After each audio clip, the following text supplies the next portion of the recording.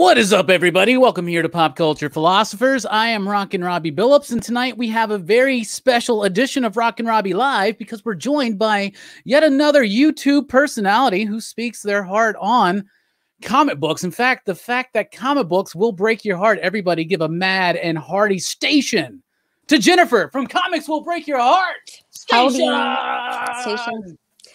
Howdy. Thank you so much for having me. I really appreciate you having me here. Well, of course. Thank you for being on the show. You know, a lot of people, when I say you want to join us, and they're like, nah, not you. What? It's fine. No, what? I'm just joking. It's a bit. I'm just joking. It's just joking. Anyway, welcome, Jennifer. How are you doing? You know, I'm doing well. I was just mentioning this backstage. Today I got my appointment for my first vaccine. So I'm pretty excited about that. Watch out. 5 weeks. It's over for the rest of you. Yeah, it's over. She's just going to start walking around, going out, everywhere, saying what's up to everybody. Everyone hugs. It's going to be like The Purge, but with hugs. Have you been like stuck at home this entire year? For the most part. I mean, I have been getting my groceries delivered, only getting takeout. I go to the comic book store once a week, and that's about it. Yeah. Wow. Wow. I've been at home mostly, but I've been working because I work at the comic shop, and you know, we have to provide that very, very essential service. It is essential. Oh, absolutely. Could you? I mean, those what 3 months that we didn't have comics, they hurt so bad. Yeah. Like for real. Like my YouTube algorithm, it just hurt it. It just everything just started. No, I'm just kidding. But we started doing live more. That's because I'm one of those people that made my channel during quarantine. So I've like got a quarantine YouTube baby. So yours went down. So mine went. No, I'm just kidding. Yeah, no, it was fine. We started doing more live shows, got more engagement, and really solidified up the PCP army. I did check out your first video yesterday. And it was cool. I thought it was great because I was like, oh, okay. Because I knew that your channel's about a year old, right? Yeah. And heck yeah. By the way, today? In May. Oh, in May. Okay. It's gonna be May. Anyway, it's my anniversary too. Robbie Day is in May.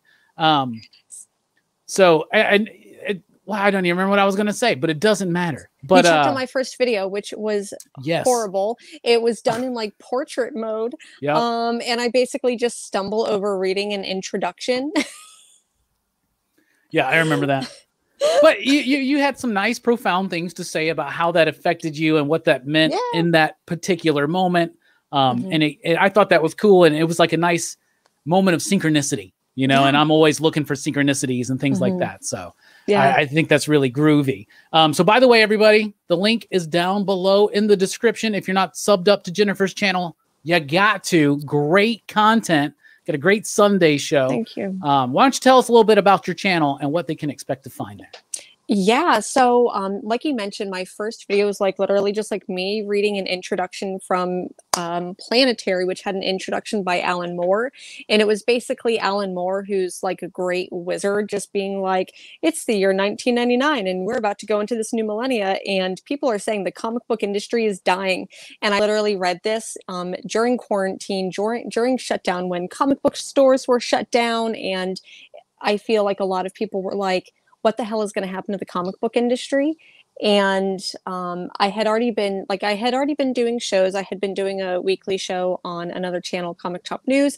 And I'm like, you know, I really want to do my own thing. So I did a couple of like recorded videos, but I feel like that's not really my style. My personality comes through a lot more live. So I do live shows every Sunday, sometimes in the morning, sometimes in the evening, with my girl Mars from that comic girl Mars, and she's truly the better half of the show. She's so knowledgeable, and she graces me with her presence every Sunday. And we bullshit about comics, we bullshit about the comic book industry, the movies and shows that we like, the ones that we don't like, and we do like a wrap up of all the first issues that came out the previous month. We do just a lot of shenanigans. Sunday's my favorite day of the week because I get to hang out with her.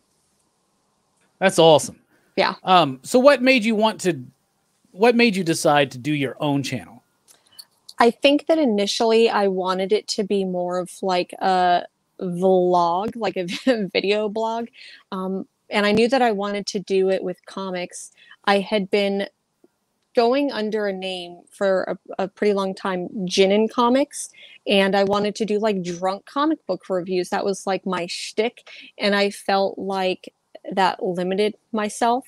So I was really at this like spot where I was like, do I really want to go on my own? Because like I said, I had been doing another show on another channel, kind of hopping on other channels. And I'm like, I want to do my own. I want to have my own channel to speak my own truth and speak my own bullshit.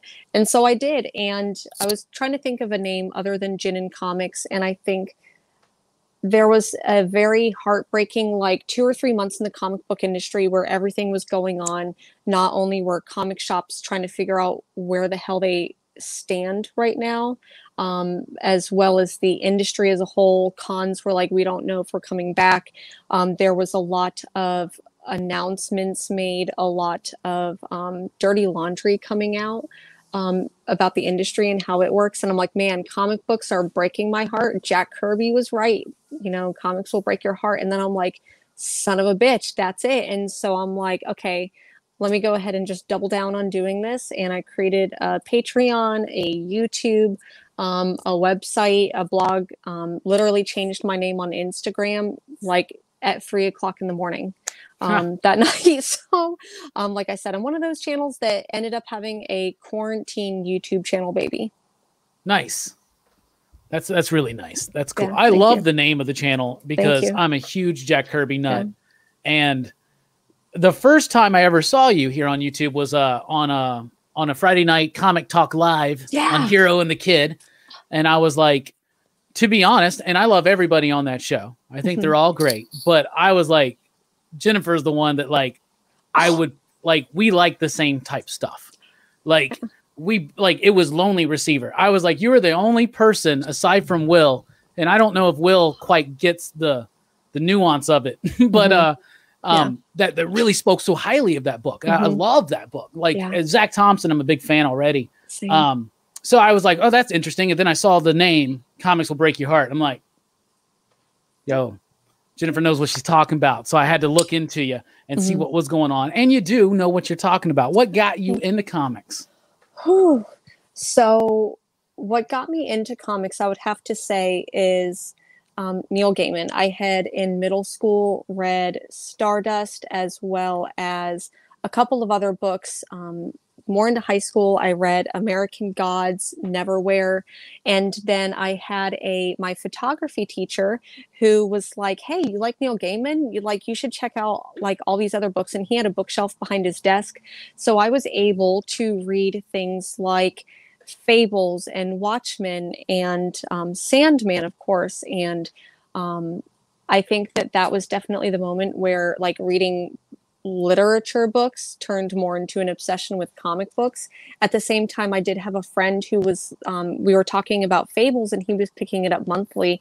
And he was like, don't ever get addicted, no matter what you do, never get addicted to single issues.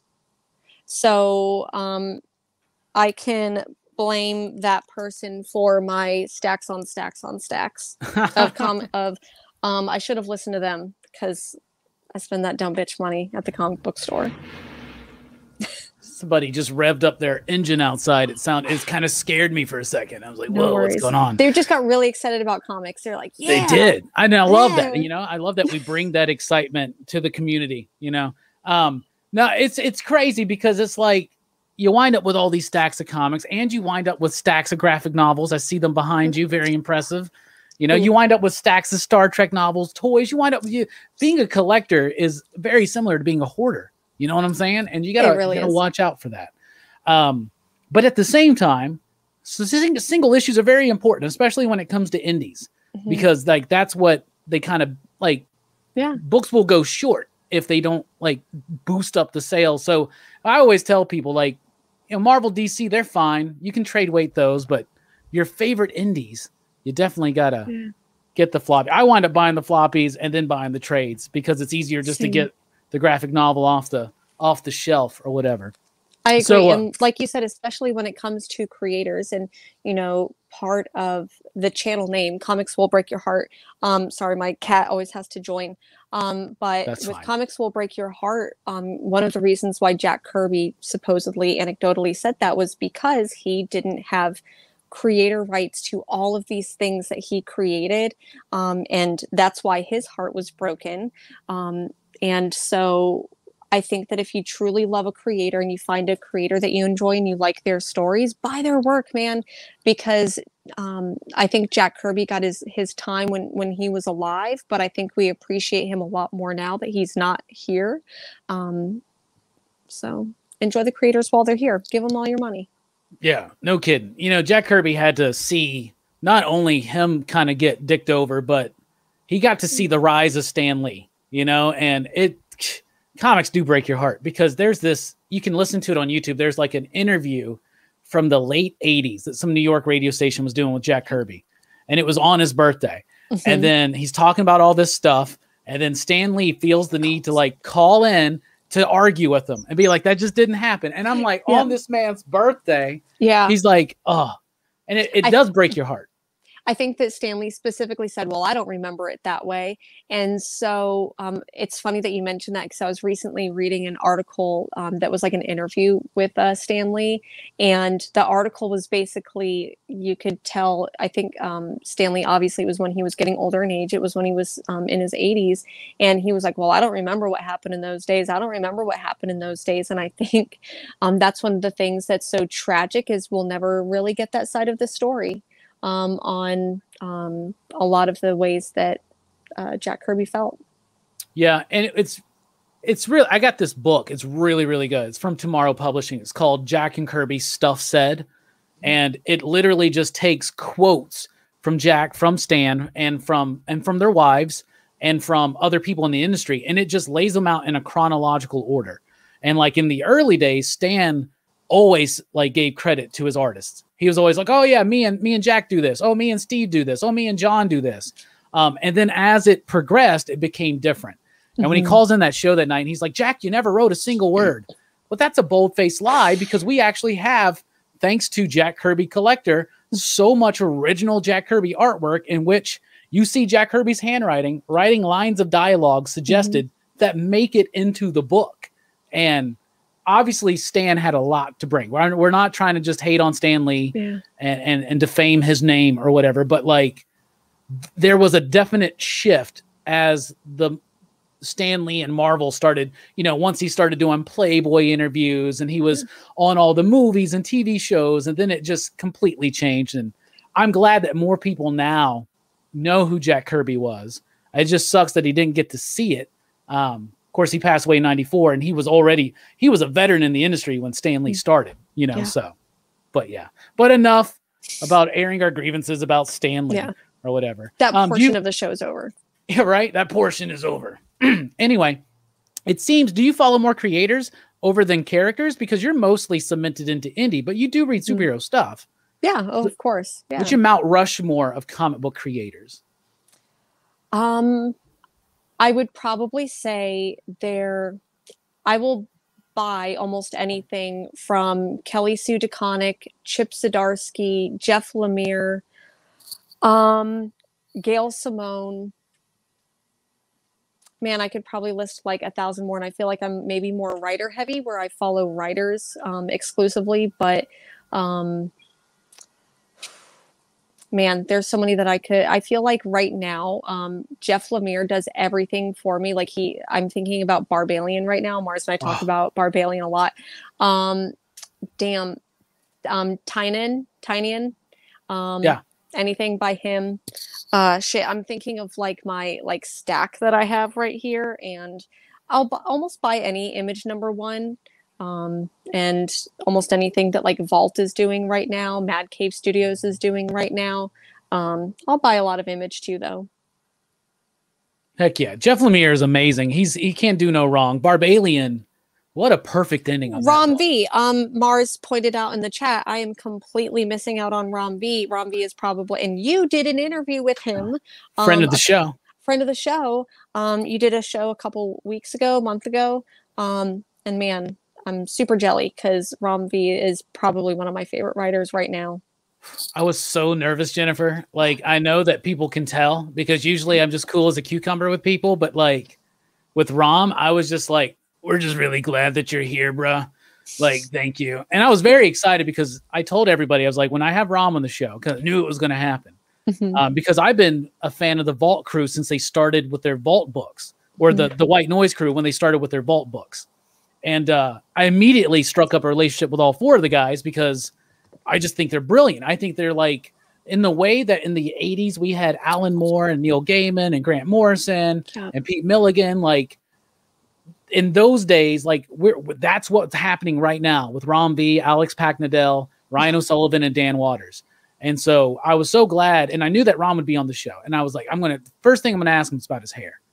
And of course I had to, but I loved it. The Rom conversation was amazing. Thank you so much, Comic Toby, for the super chat. We really do appreciate it. Hashtag good vibes. We got Bueller in the house too. We're not gonna we're not gonna dwell too much on that guy. He's selfish. I was just gonna say, so Bueller and I both live in Portland, and we have never met, and we actually just met each other like face to face for the first time on Wednesday. So that was pretty cool running into Bueller. He was telling us about that. Is he really like super tall, like people say? Yeah, I mean, I'm relatively short, and I was wearing like I had like platform shoes on, and he's still pretty freaking tall, man. Yeah, I can't wait to meet Bueller, and just like give him a good one. Just sock it to him. Be like, that's for everything. I don't know if you, I mean, you probably do. Most of the people in the chat watch his Monday morning show, and him and Bob, if you've ever listened to NPR's Click and Clack, the Car Guys, that is like the comic book version of Click and Clack, the Tappet Brothers. Yeah. Love it. Car Talk. I used to love Car Talk. I used to watch that. I mean, listen to it, I should say. Yep. Yeah. They do that. Yeah, I do watch that show. I'm actually in the show every week. They cover my pick of the week. So that's always fun. I get to send in these. Bueller's always like, send me more video clips. And I'm like, oh, yes, You're like, Dad. subscribe to my OnlyFans. I'm just kidding. I've been thinking about starting a PCP OnlyFans, but it will all be classy action figure pictures, Ooh. Yeah. I just want to do like a full spread of like Dr. Manhattan. That'd be my OnlyFans. Would just be like Dr. Manhattan. Fix the Dr. Manhattan from the comic. Thank you again, Comic Toby. Really do appreciate it. Really do appreciate it. So you were talking about these writers. What's an artist you like? I follow writers more than I do artists too, but there are artists that when they're teamed up with a writer, oh my goodness, it works so well. Yeah. Let me think. I really, really love Stephanie Hans. Her work on Die is absolutely incredible. I'm a really big fan of Jen Hickman, who does Lonely Receiver. Oh my goodness, Emma Rios, who's been doing Pretty Deadly. Tradmore. James Stokoe.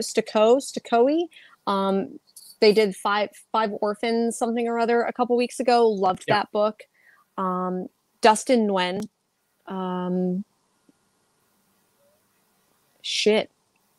I feel like I could literally name like a million of them right now, but I'm going blank. Yeah. I love, like, right now, two that really stand out to me are Jorge Jimenez and Dan Mora. And you know that they're obviously two of the top artists in the industry because they're doing the two Batman books. And that's usually how that works. So you liking the Batman book? Yes and no. I feel like I'm reading it more out of an obligation to read it than anything else. A lot of stuff from DC, I feel like it's just been really shticky and gimmicky.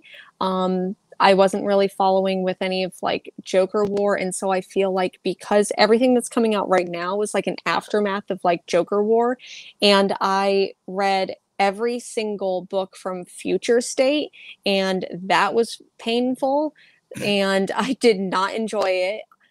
There were some standout titles that I really liked, like Superman versus Imperious Lex. I would have never gotten that and read that if it wasn't for me just picking up all of them. And that was probably one of my favorites other than Wonder Woman and Swamp Thing. But I feel like post Joker War, post Future State, everything, I'm trying to just like pick the pieces together of what's going on. So I feel like I'm reading it out of an obligation more than anything. Gotcha. You don't want to just read things out of obligation, you know?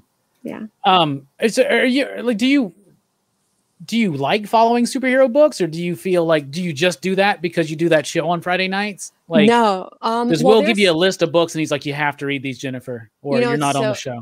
It's so funny because I feel like I'm normally that, like, if you look at our list, I'm always the one who has more books than anyone else that I'm picking up.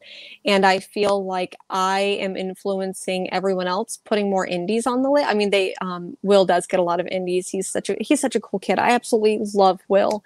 But I feel like they do influence. I feel Sammy definitely reads a lot of DC books, and so does Greg, I think. So I feel like they definitely influence with my like DC pickups.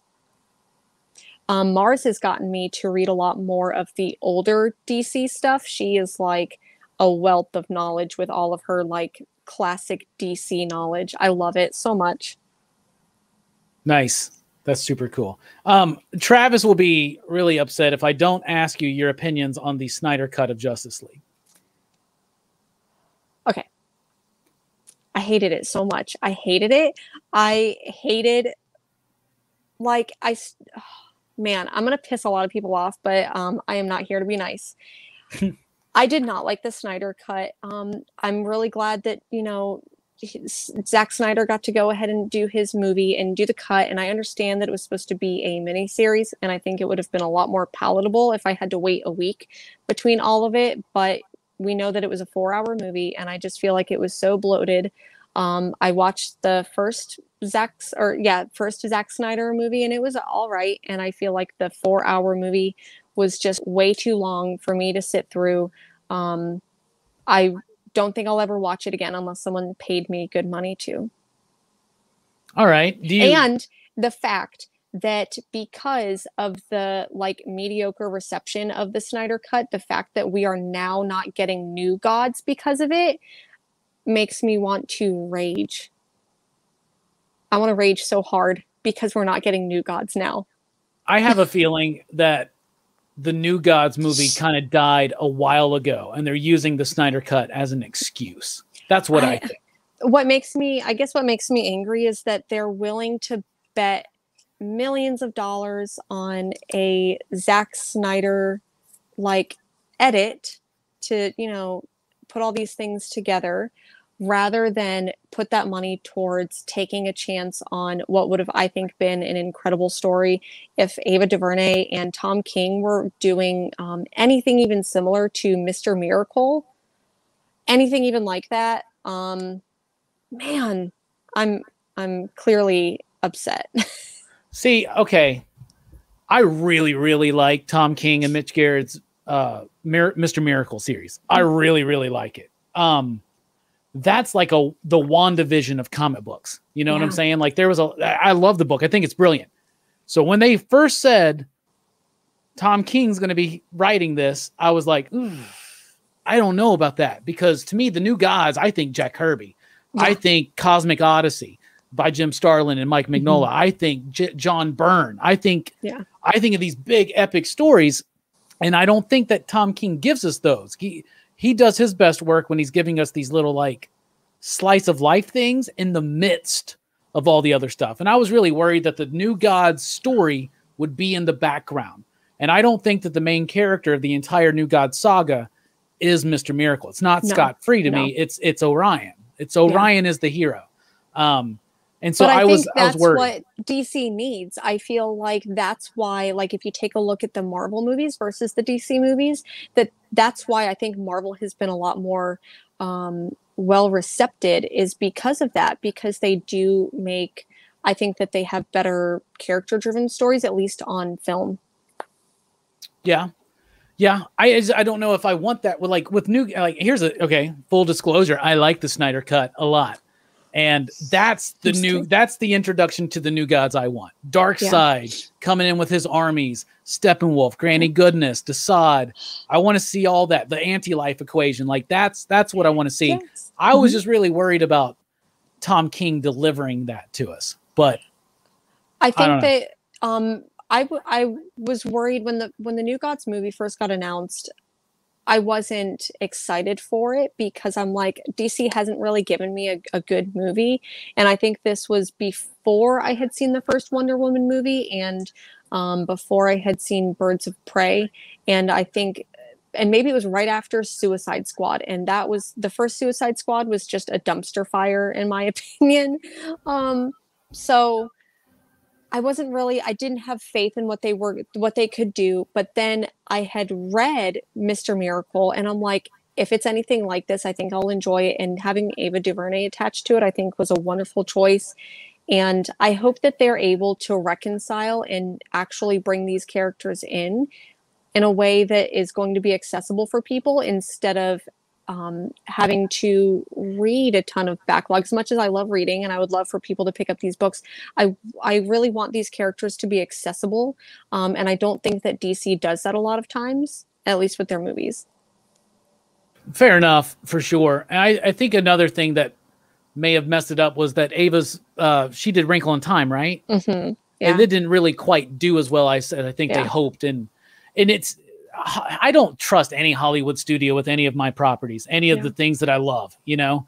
And I think that I said this on the show on Everything Comics, but one thing, if we do learn anything from the Snyder Cut, which I understand the idea too, that they drop money on that instead of taking a chance on something else. But during the COVID shutdown, it was actually I think a wise move of them to spend not near as much as they would have spent on a New Gods movie, just and to create a new movie, right? You know, with the Snyder Cut, and to try to HBO Max needed something to get people on it, and I think they've now hit it with Snyder Cut, Kong, Godzilla, and now Mortal Kombat will be coming out. In May, right? Yeah, I think so. I don't know the exact date. I think it's something. It's coming soon. I think it's in a couple weeks. Huh. I don't know. Do you like any of the DC comic book movies? You mentioned Wonder Woman and Birds of Prey. Yeah, I relatively enjoyed Wonder Woman and Birds of Prey.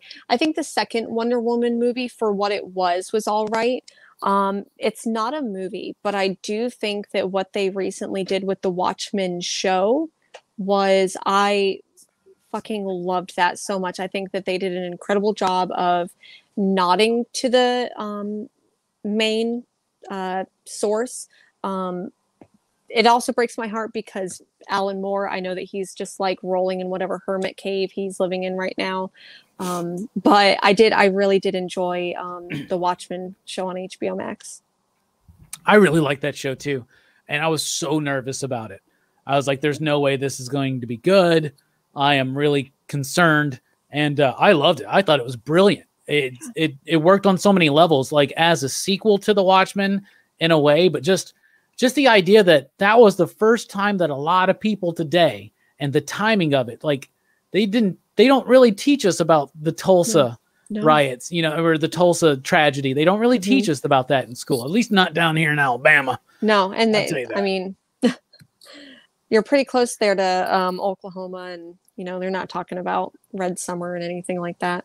Yeah. So I really like that show. And I was actually really surprised by that show. Incredibly surprised. And I think DC does better when they're not trying to catch up to Marvel. And that's the biggest thing, is they try to play catch up to Marvel, and they picked Zack Snyder. And I don't know if that was the right pick for them. They felt that way, obviously. But one thing I do think is, whether it's comic books, whether it's movies, whether it's TV shows, pick your creators and then trust them. Like, don't try to interfere. Don't try to put your 2 cents into it. I think that we need to trust the creators. That, you know, the studios are always, they don't know what to do with these things. You know, they think, you know, they thought that Kevin Smith should have Superman fight a polar bear. You know, like, what a weird stretch that is. Like, that doesn't make any kind of sense. I think when I think about fights with studios, I will forever think about, so it's only about 30 minutes into the show, and I'm now talking about Dune. And I don't know if you know about Jodorowsky's Dune. Alejandro Jodorowsky basically spent his life savings, took so many years gathering this creative team, had Mobus, Jean Girard, do this huge, massive screenplay sketch out, and took all of his money to the studios, and they were like, Nope. But that's why we have 1984's David Lynch Dune. But whenever I think about studios fighting with their creators, I'll always think about Alejandro Jodorowsky. It makes no sense. Why are you, like, for instance, are you telling me that you're going to hire Zack Snyder to not make a Zack Snyder movie? Yeah. Like, you're not surprised. You've seen Sucker Punch, 300, Watchmen. You know what this dude's going to do. Yeah. Right? You know that he's a Frank Miller fan. You know that that's the direction he's taken. That's the version of Batman he wants to do. That's this. And then they just kind of, and it's like, because Avengers came out, the same thing happened in that Fantastic Four movie. He wanted to make this like body horror, hard sci-fi, Josh Trank did. And then all of a sudden they're like, no, let's make it like Avengers, you know? And then you just kind of, and then he apparently just went off the rails and lost his mind on it or whatever. Do you like the Marvel movies at all? Yeah. Certainly. Which ones do you like the most? My favorite is definitely Thor Ragnarok. I am a Taika Waititi stan. Absolutely love his movies, and I really cannot wait to see Love and Thunder. I can't recall if he's still attached to an Akira movie or not, but Thor Ragnarok is probably my favorite of the Marvel movies by far. Okay. That's fine. That's fair. That's the most Kirby out of all of them. You know, because it's so cosmic and weird. Yeah. But weird in a delightful, fun way instead of like, what am I watching? I'm confused. The first time I watched it, I did not like it because I was like, why have they made this movie so goofy? This is Thor. It shouldn't be so goofy. But the second time I watched it, and I just kind of like let it flow, and I liked it a whole lot more. Yeah. So, what's your favorite MCU film? Like Iron Man 2? No. I do think Iron Man 2 is a weird one for me, Jennifer, because every time I watch it, I have a different opinion on it. So, sometimes I'll watch it, I'll be like, well, this movie's garbage. The other times I'll watch it and be like, this movie's way better than other people thought. And then like, I was the one guy that really liked Iron Man 3 and loved the twist that Ben Kingsley was Trevor and not the Mandarin. Like, I laughed so hard because I was like, bruh, they just got us. And I thought it was great. My favorite MCU film is Guardians of the Galaxy Volume 2. Okay. Yeah. Because it's got, to me, the best soundtrack. It's got Chris Pratt as Star-Lord, who I just think is so freaking dreamy. He's the next best thing to having Timothy Olyphant in the MCU, which I really wanted him for Moon Knight, but I'm very excited that my other crush, Oscar Isaac, is attached to that one. Yes. He's amazing. He's fantastic. So I really like Guardians of the Galaxy Volume 2. It's got heart. You know, the story they're telling about sons and fathers and how that relates and Star-Lord's journey. And then they just gank it all up when Star-Lord's pretty much responsible for Thanos winning in Infinity War. But, you know, whatever. He's in love. People do crazy things when they're in love. You know. Which, that's another salty point I have about Infinity War is...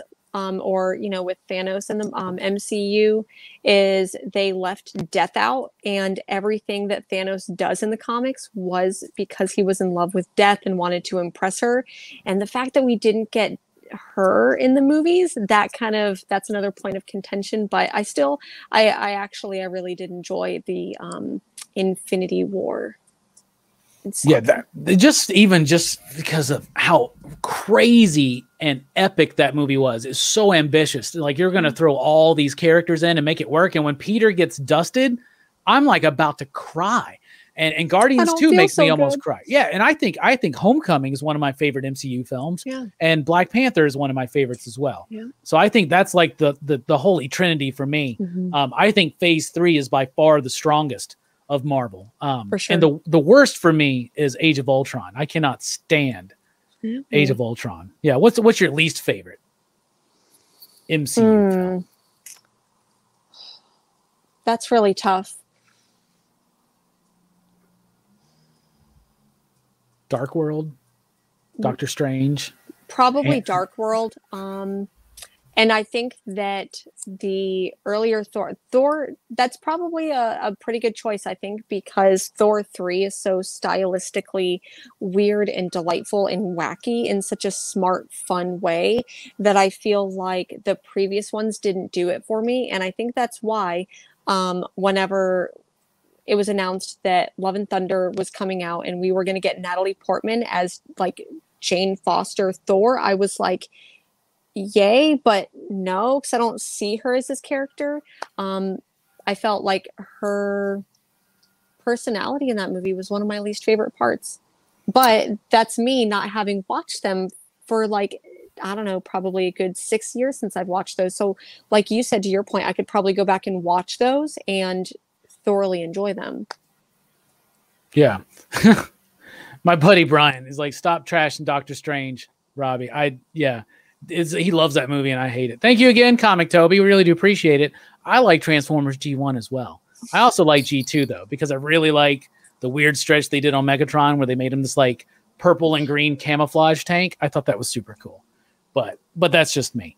So, yeah, I think the weakest is Age of Ultron, but that's just me. So do you like the Birds of Prey movie? Yeah, I right? did. You like that, right? Mm-hmm. I love that. I did. Movie. I thought that it did Harley Quinn justice, and I feel like there's, I would probably say, I think that it's an unpopular opinion, but I think that Margot Robbie I feel like she's taken ownership of that movie, and seeing her in Suicide Squad, I feel like she was one of the best parts of Suicide Squad, along with Amanda Waller.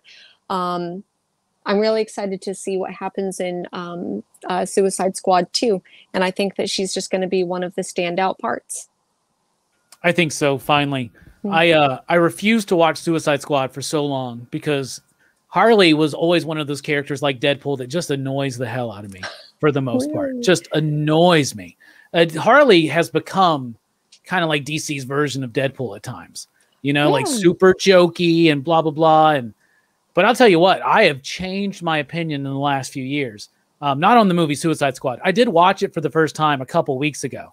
And wow, that long. It took you that long. Yeah, I did it, and I did it just so I could cover it on a Rockin Robbie Live and get people excited to see what I finally thought about it. And I also finally watched Deadpool, another movie I refused to watch, and I actually liked Deadpool.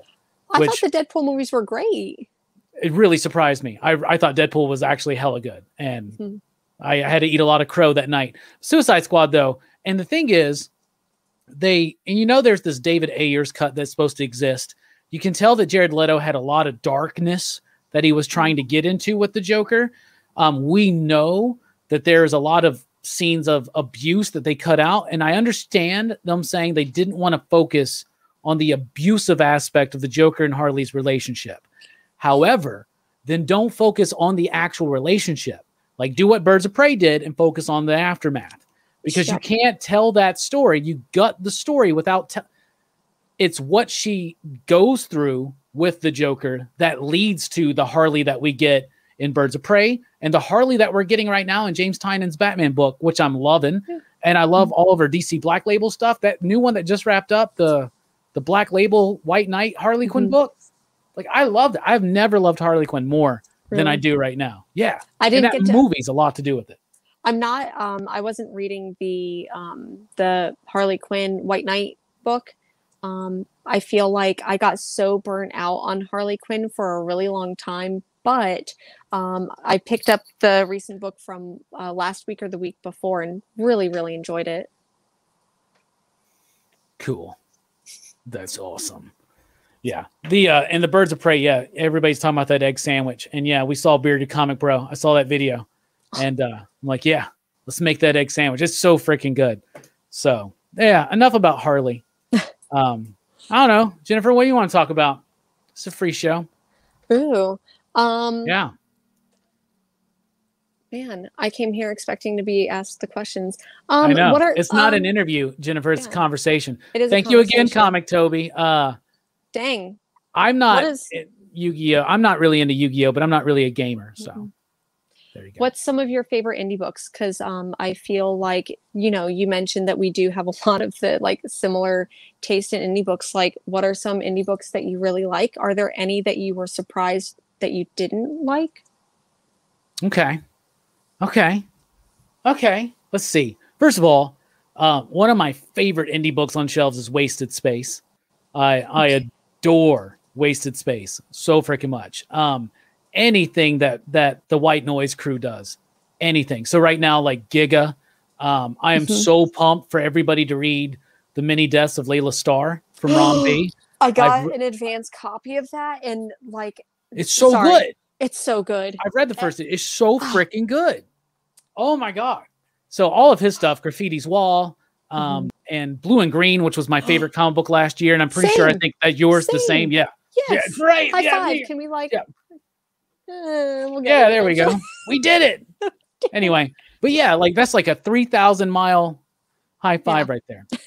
I don't know, 300,000, who knows? You're in Hollow Earth, 3,000. Right? Yes. I'm in Hollow Earth. But so anything by Rom V and Alex Packnadell, Dan Waters, so Homesick Pilots, Picture of Everything Else, Coffin Bound. I really want a volume. Got to get a volume 3 of Coffin Bound. I'm loving I Breathe the Body right now. Haha, or as you say, haha. Yeah. Ice Cream Man. W. Maxwell Prince is a genius. My homie Dennis Camp's got a new book coming out called Chaos Agent. That's really freaking good, y'all. Like, trust me, I've read half of it. It's really freaking good. So yeah, things I've been disappointed in. Let's see. Decorum's one of my favorite comics too. It always makes the pick of the week. Bueller gives me shit for it all the time. I love Jonathan Hickman so much, and I love East of West is one of my favorite series ever. Decorum, I hate so much, and I hate how much I wanted to like it. Yeah, I wanted to like it so much, but I feel like we're on the penultimate issue last week, and I don't know what the hell is going on, and maybe that says more about me than Jonathan Hickman, but man, I wanted to like that book so much, and I'm getting flashbacks of every time I read Tom King in single issues. Because I feel like Tom King, reading him in single issues, the way he goes back and forth in most, I don't care for it. And I like reading Tom King more so in trade. I can't wait to read Decorum in trade, but I am not loving it in single issue. That is a disappointment for sure. Sorry, Jonathan Hickman. I know you're watching right now, and I'm sorry that I broke your heart. He is watching. He's a friend of the show. Yeah. He's not. I'm just joking. That's terrible to hear. Jennifer, first of all, let me just tell you this. It's a rather simple story. Okay. It's so easy to understand. It gets so convoluted though. No, you're making it convoluted. It's very simple. Okay. It's about an assassin guild, right? Training a new assassin. The best of this assassin guild training the new one. There's this Church of the Singularity. They're all after this egg. And I mean, it's that simple. There's a lot of I can't believe it. I know. I think Decorum everyone. I'll never see you again. I think it's it's fine. I like it when people don't agree with me, because usually people around me just go like, oh yeah, Robbie. Yeah, Robbie. Sure. Whatever. I think it's the most innovative, experimental, and groundbreaking and pushing the medium forward comic book out right now. Like, I freaking love it. How bold to change the art style scene to scene, to go from monochromatic, very loose, rough, sketchy stories to very fantastically rendered, beautiful, luscious pages, all the maps and charts. I can't believe it. I can't believe you don't like that book. That book is freaking amazing, Jennifer. You're out of your fucking mind. I'm sorry. I know.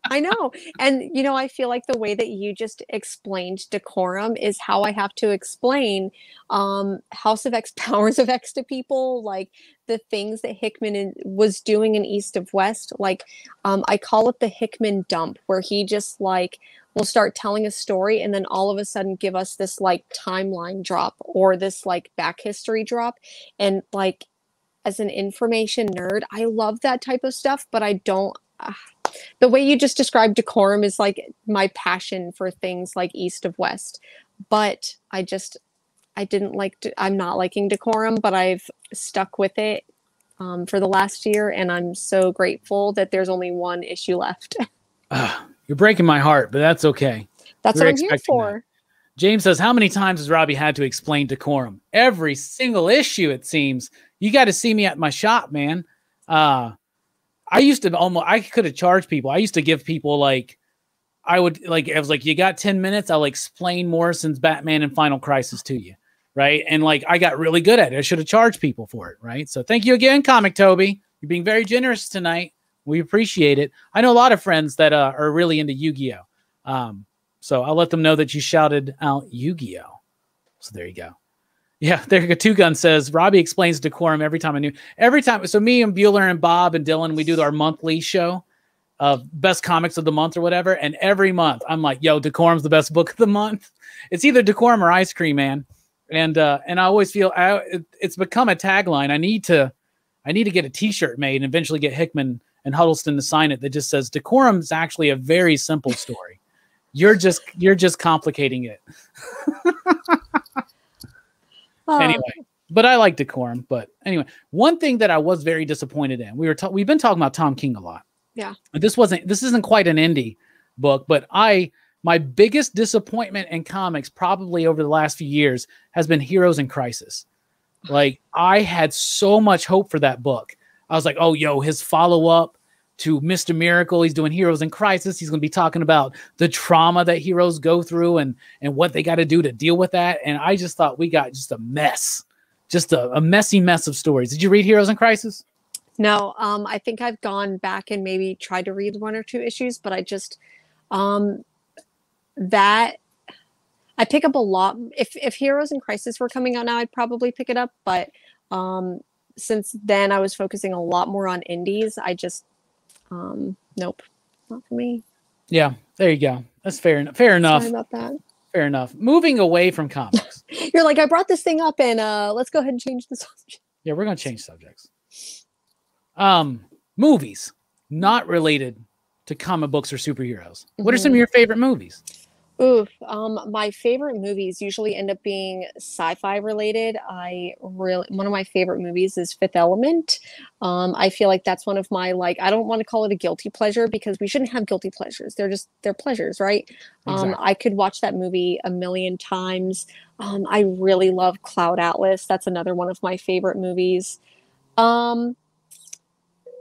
Recently that's come out, I feel like this last year is such a blur and not too many movies came out. So non-comic themed movies.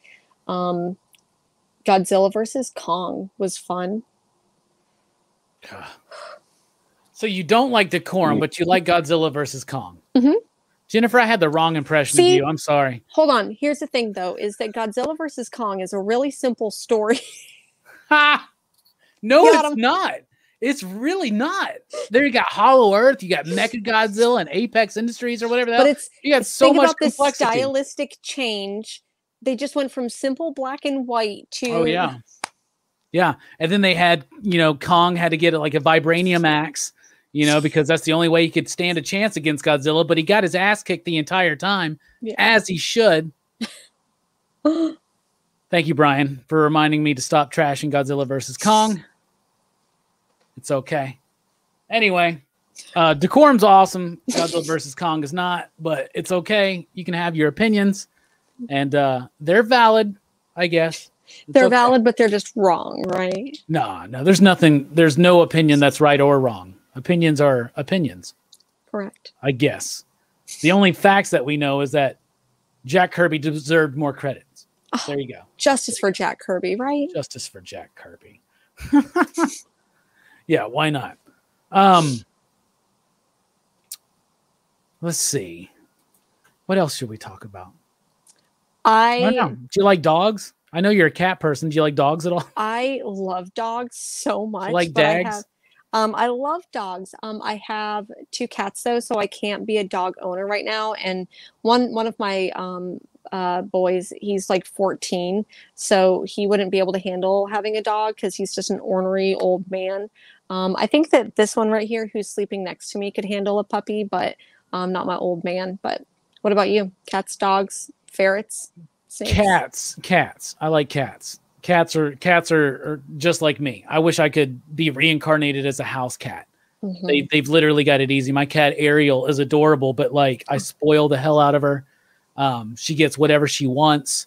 She gets the best spot in the bed. She gets the best spot on the couch. she doesn't get the best food. I'll be honest there. Okay. I get better food than she does.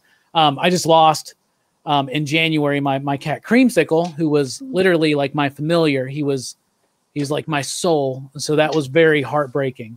I like dogs okay, but they require too much attention. I like cats because they're kind of cool. They're like, oh, you're back home. But a dog's like, where have you been? Like, I'm losing my mind over here. But I like all animals because I actually think animals are better humans than people. So I think it's the biggest tragedy of this universe, of this omniverse, of this infinite multiverse. The biggest tragedy is that they don't live as long as humans because they're better than us, I think. So there you go. I read something about how like you're their whole world. Like you could go through having multiple animals and like multiple generations of animal, but like your pet only gets one generation of you. And I feel like that breaks my heart. Like every single day I wake up and I ask my like old man cat, I'm like, what can I do so you can have a better life? Like, are you living your best life? And I think he is. He's sleeping over like on the most comfortable fucking pillow. Yeah, right.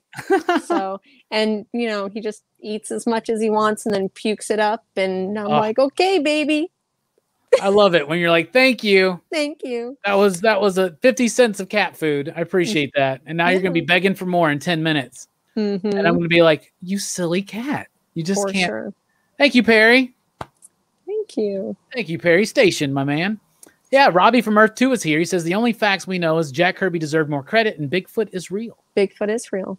All right, now's the time of the show where I hand over the reins of PCP because even though you don't like Decorum and you actually really like Godzilla versus Kong, you have the reins of PCP and you got a question, Jennifer. Yeah, and I'm tired of talking about it. So what animes do you like? I'll be right back.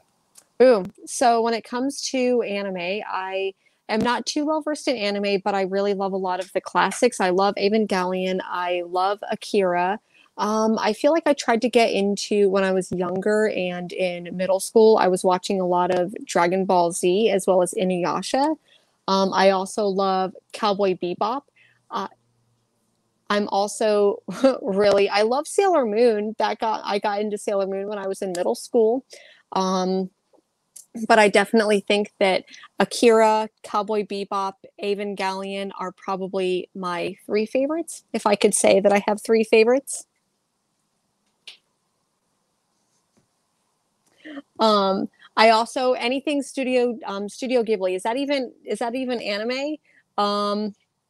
I guess it really is, but I think that Studio Ghibli is on its own. I love Princess Mononoke. Grave of the Fireflies fucking wrecked me. That made me so depressed watching Grave of the Fireflies. Damn. What else? I'm really not too well versed into anime shows. I really love Junji Ito, but that's more horror manga than anything else. Not too familiar with that anime. I love, oh my goodness, that comic girl, Mars. You say that you are so betrayed. How have we never talked about Evangelion on Sundays? Well, bitch, we're about to, I guess. I didn't even call you like bitch in a mean way. I love you so much, Mars. But yeah, let's talk about Evangelion. Spirited Away. Oh my goodness, thank you. Spirited Away. Okay, I don't know. Yeah. I love that my co-host on Sundays, we have literally never talked about Evangelion before, and we're just now we're always discovering new things about each other. So apparently Mars and our next show is going to be about Evangelion. You like Neon Genesis? Yeah. I love Neon Genesis. Yeah.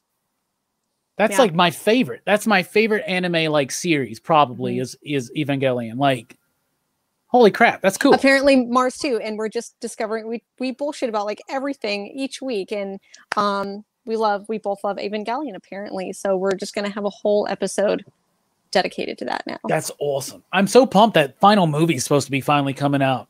Oh really? Soon. Yeah.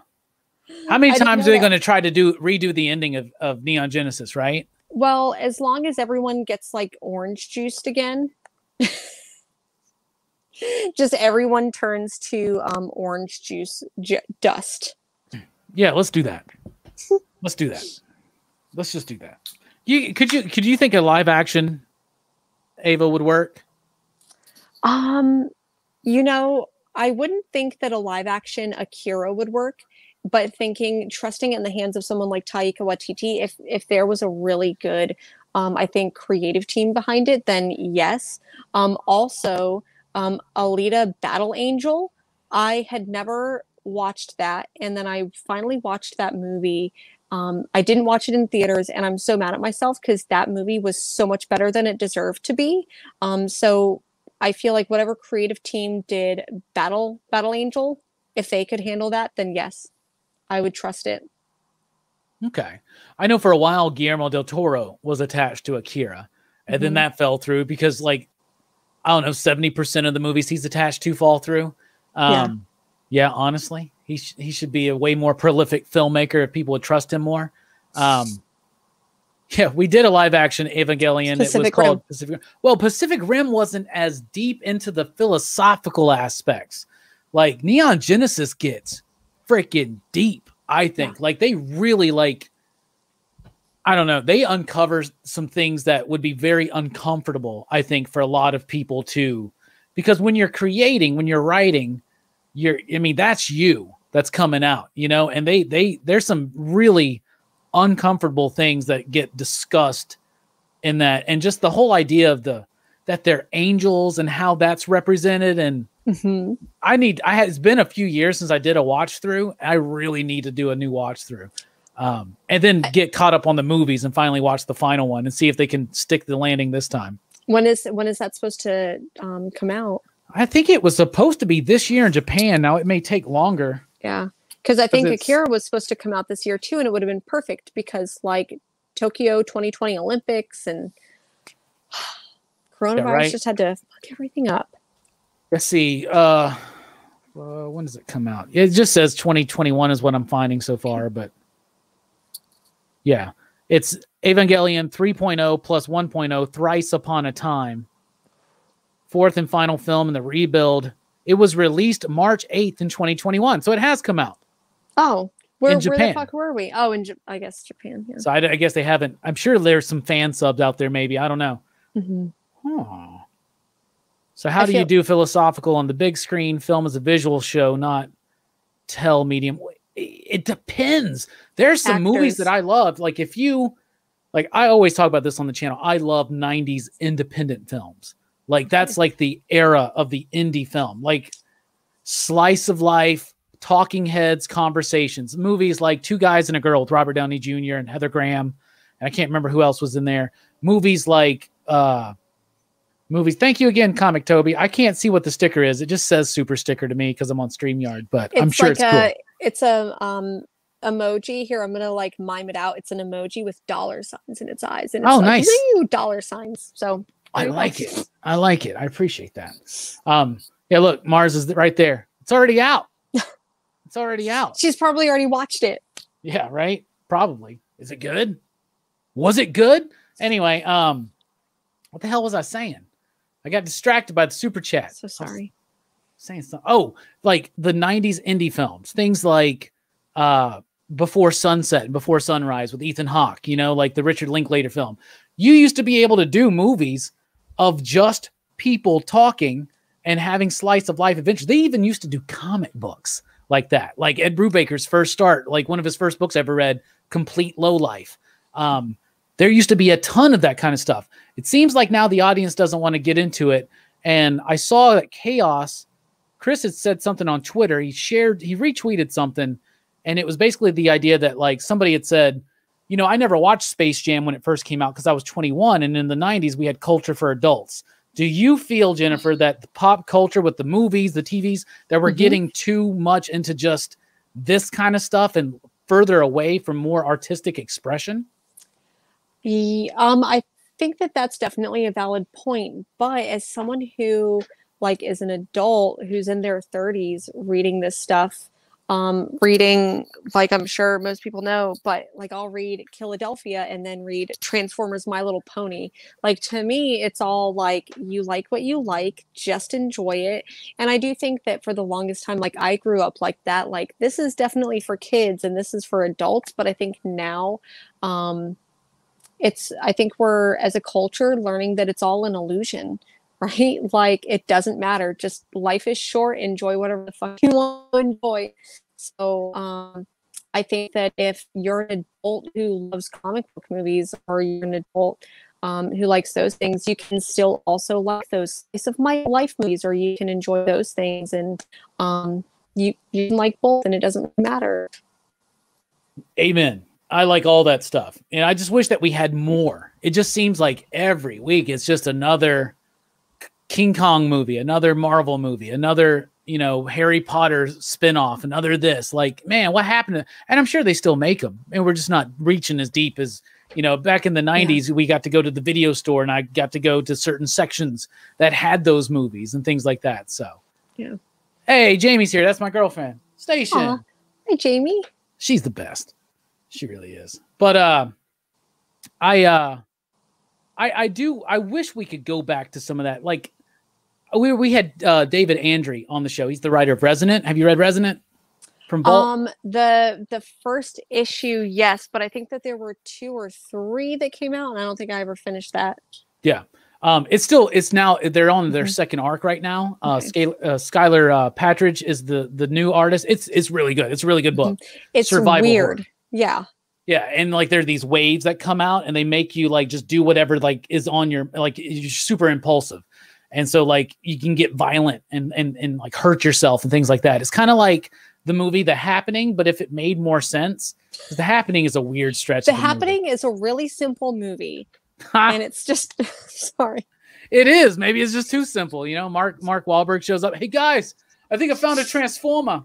But anyway. I believe, okay, here's the thing about The Happening, which I like to call the crappening.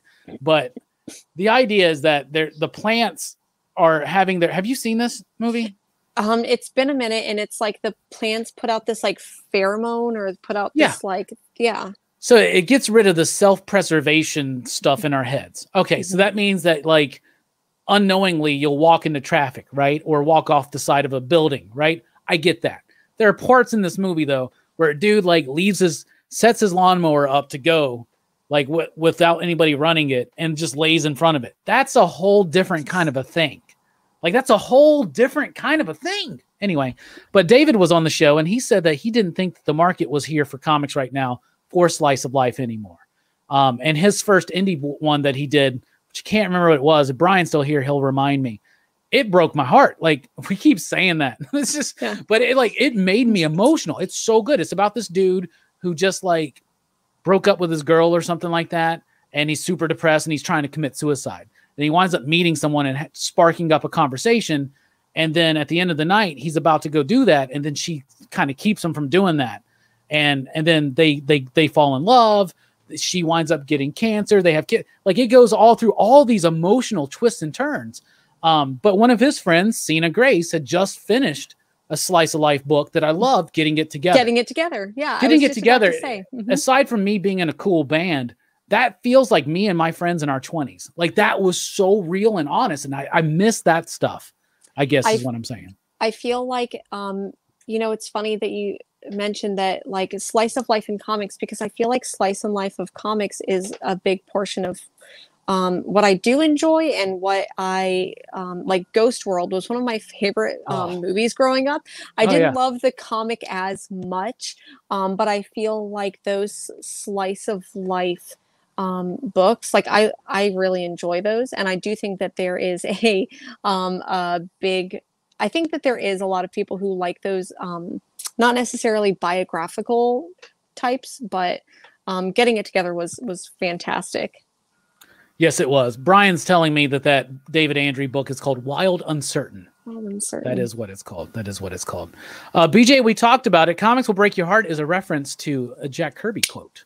An alleged Jack Kirby quote. Someone Another artist at a convention was apparently told by Jack Kirby, "Comics will break your heart." So I don't think it's ever like on record or anything like that, but highly attributed to Jack Kirby. Yeah, he had like asked for some career advice or something like that, and he just said like, "Kid, comics will break your heart." Yeah, and he was referring to the work. Jack Kirby was the guy. Here we are on Jack Kirby again. He was the guy that felt like if he put in the work, which he did, you're right, at much sacrifice to like spending time with his families. But what was really cool is when he went to DC, he was able to have his LA studio and mail in his pages and all that kind of stuff. And he worked at home and all that kind of stuff. But he felt like if he just put his head down and did the work, the company would reward him. And he didn't quite realize that like he had to do what Stan Lee did and make himself an icon, make himself an image. You know, Stan Lee was the best hype man comic books has ever had. Yeah, but he hyped himself up more than anything. Yeah, that is true. Maybe I should change the name of the show from Rockin Robbie Live with. Just kidding. We're not going to do that anyway. 62 wants to know, what about Day Tripper? Anyone read it? I finally ordered the trade paperback today. I have never read Day Tripper, but I have heard so many good things about that book. Have you read it, Jennifer? I have not, and I'm trying to think of the creative team. Is it Gabe?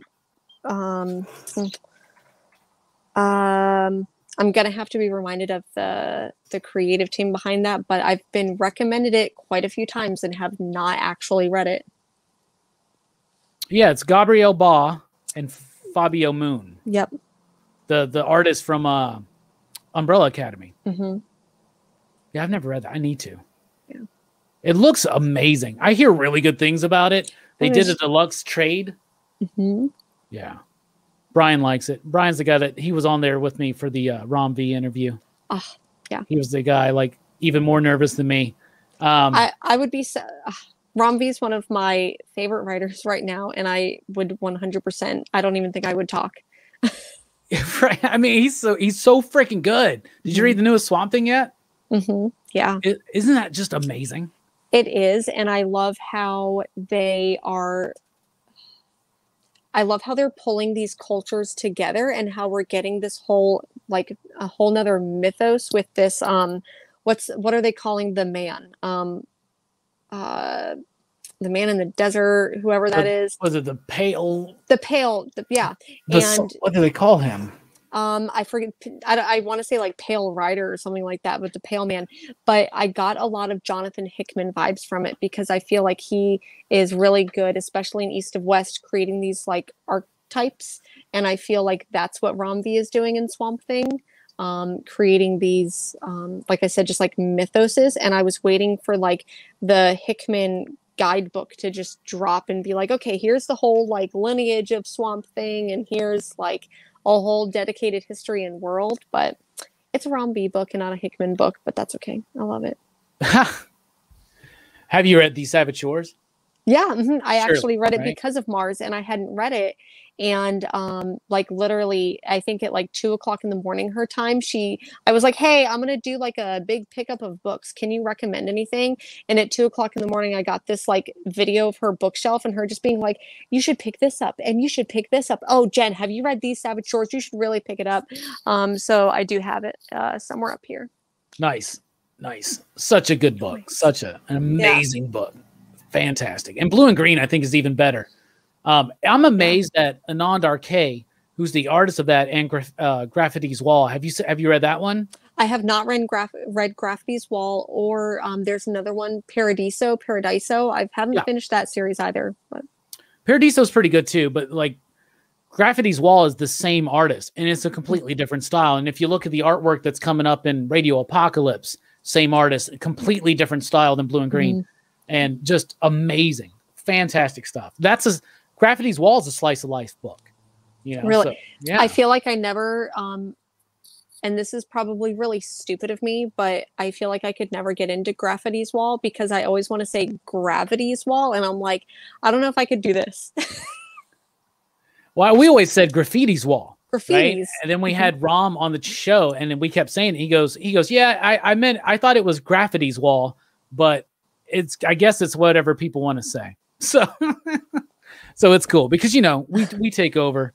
And I feel like that's a very nice way of him saying, like, you've been saying the name of this all wrong this whole time. Yeah, that's why I try to, like, I can't tell you how many times I've relearned how to say James Tynion's name, you know? Yeah. I mean, it starts off Tinian, then it goes Tynian, and then it goes Tynan. What? Oh, okay, sure, whatever. I guess that works. Do you like horror movies at all, Jennifer? I do. I know you said you really like sci-fi. Yeah. But so you like horror, right? I'm a big fan. I thought so. I see the Ito books behind you, right?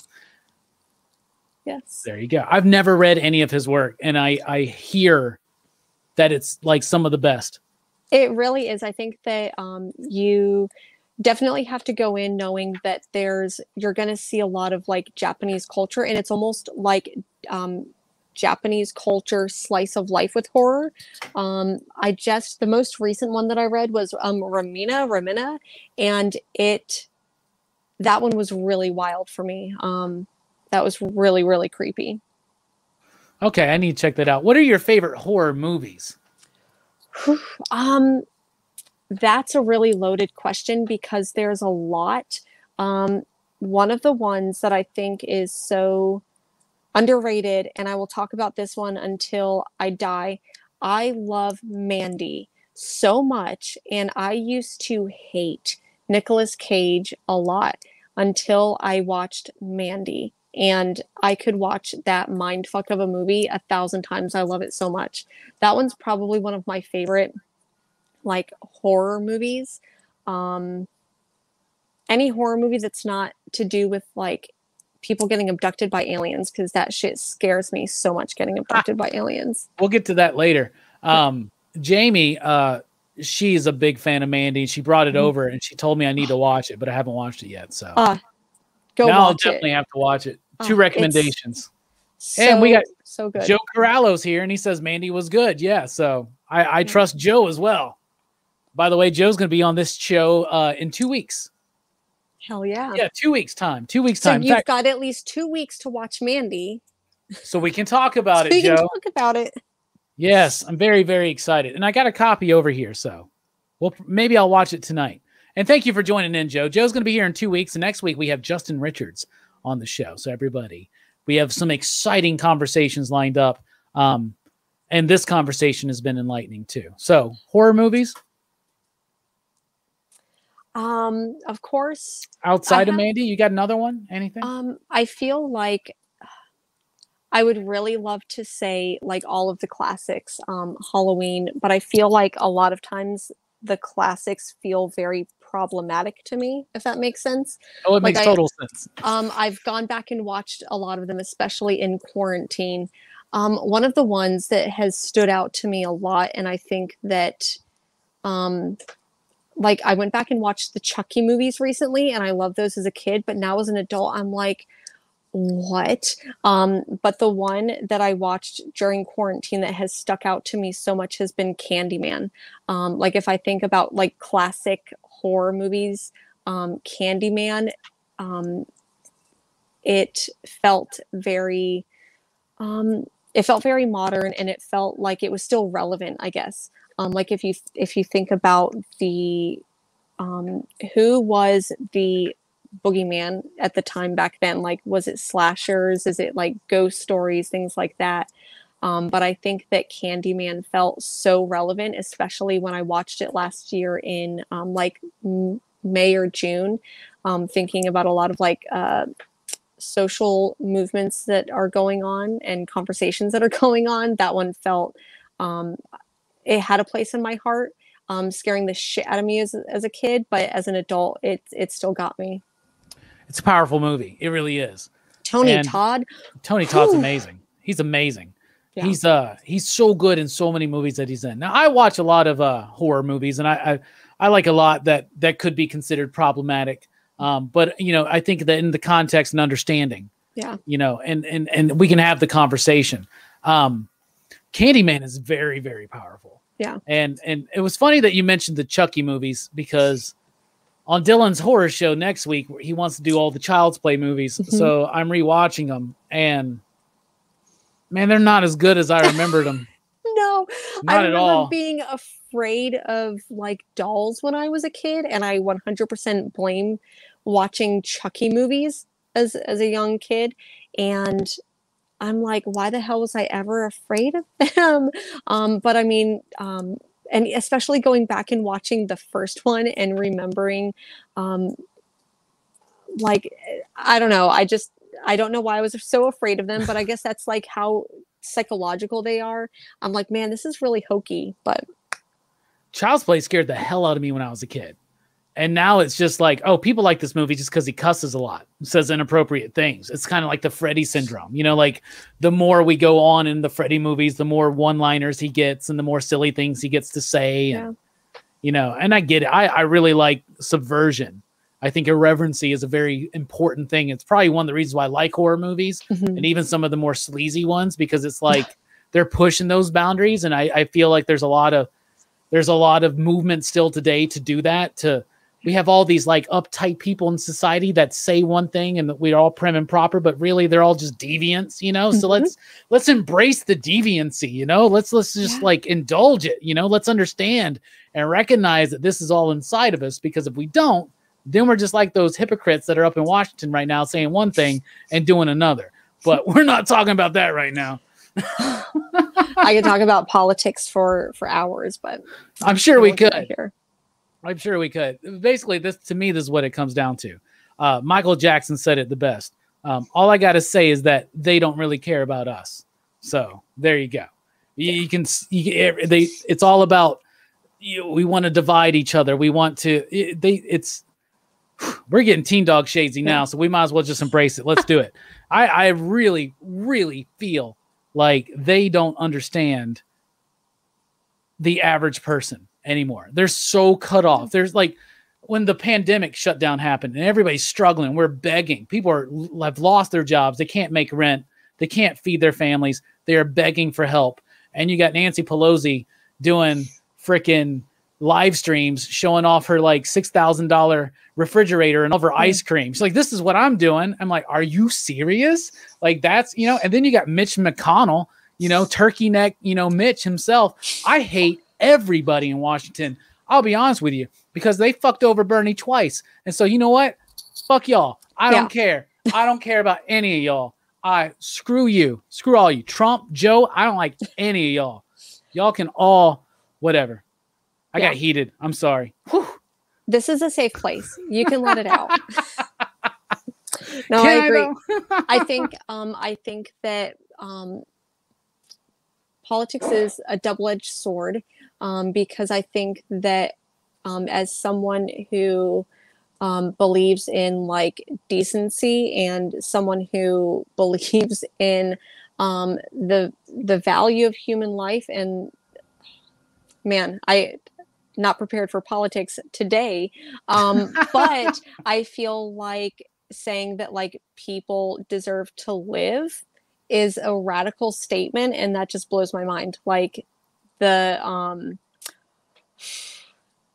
I agree 100%. Like exactly. Like I know we always tiptoe around this in the comic book industry because, you know, you never know. You don't want to offend anybody and all this kind of stuff. Oh, I'm here to offend people. I am 100% down for the idea that if it ain't hurting nobody, I don't care. But at the same time, I'm not a libertarian because I believe in regulation. I believe in workers' laws. You know, I would be pro-union if the unions weren't corrupted. Like I'm at the point now, Jennifer, I'll be honest. I used to be so idealistic. I remember the day I woke up after John Kerry lost to George W. Bush, and I was just crushed, right? Just crushed. And then 4 years later, I had a high. Me and my homies were popping champagne bottles when Obama won. And then I realized, he's a warmonger too. They're all freaking about the war machine. They're all about that building wealth for these companies. It's a corporatism. That's the problem. We got too many corporations that are dictating laws, and these people are just shilling for them, right? I get accused of being a shill all the time. That ain't true. Like nobody pays me to like favorably review their comics or nothing like that. Who's paying you for these things? Is George Soros writing you a check?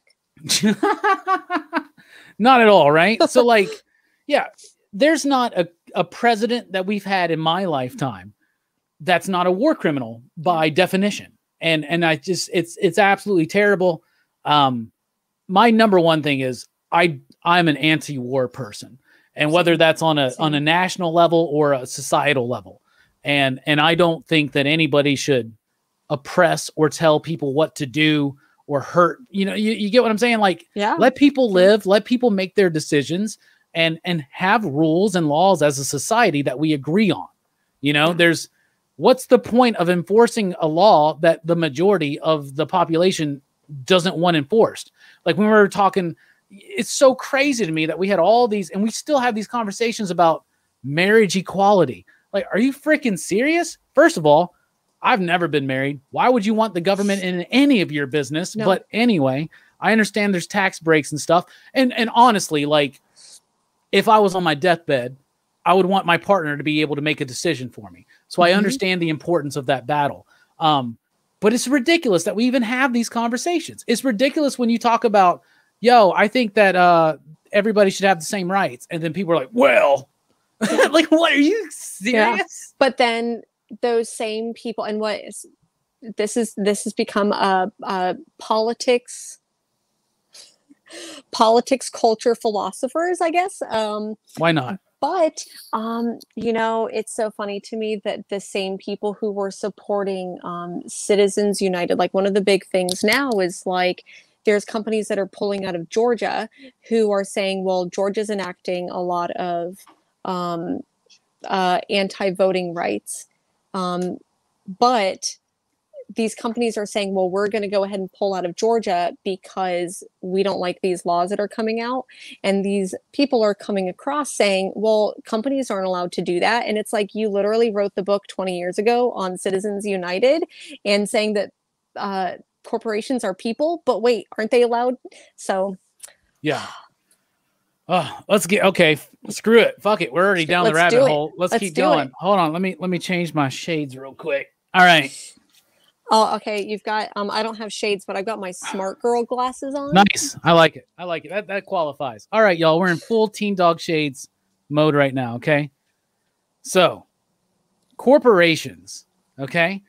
How big of a deal was it when they got described as being people, having the same legal rights as a person? By the way, they have way more legal rights than most of the average people in this society, in my opinion, or in my estimation. Okay. I'm loving tonight's conversation, Jennifer. Like, this is great. Okay. This is what we should have been talking about an hour ago. No, here's the problem. Talk about the other stuff. Exactly, right? We had to get all the BS out of the way. Oh, what'd you think about Godzilla? Well, why do you not like Decorum? What are your favorite comics? It's a simple comic. Yeah, but it's a very simple story, Jennifer. It really is. It's about an assassin training another assassin, and then there's this egg. And what's up with that? Anyway, reread it when it's all said and done, Jennifer, and then I want to know what you 100%. think. Okay. Corporations being real people and having the rights as people. Here's the thing. Corporations. Okay. If we wanted to use, let's say, medieval terminology, a corporation is a demon. Okay. This is an entity that exists on an abstract plane of existence. It's not real. There's not a real entity, but there is, but it's not a physical thing. And they wind up having power, and they use sigils. That McDonald's logo, when most people see it, guess what? You start thinking, salty, sweet fries. The best Coca-Cola I've ever had. And no lie, McDonald's has the best Coke. I swear they have a different formula. Nobody believes me, but they got a different formula for Coke and Diet Coke.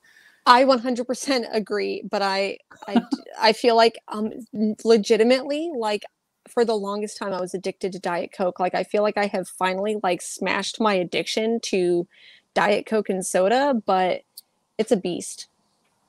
Yeah, right. Okay. Corporations are demonic entities that act and they make law and they control people. And money is not pieces of paper. Money is influence. Okay. The more influence someone has, the more wealth they can accumulate, because it all just, there's this whole thing like the God Mammon. It's not a physical thing about money. It's about influence. It's about Are we power. getting into Black Monday murders? Oh, that's a great Hickman book. Where's that? Where's that, by the way? Where is Black Monday Murders? What's going on there? Is that book not done yet? Like, what's going on? Where's Dying in the Dead? What's going on, Hickman?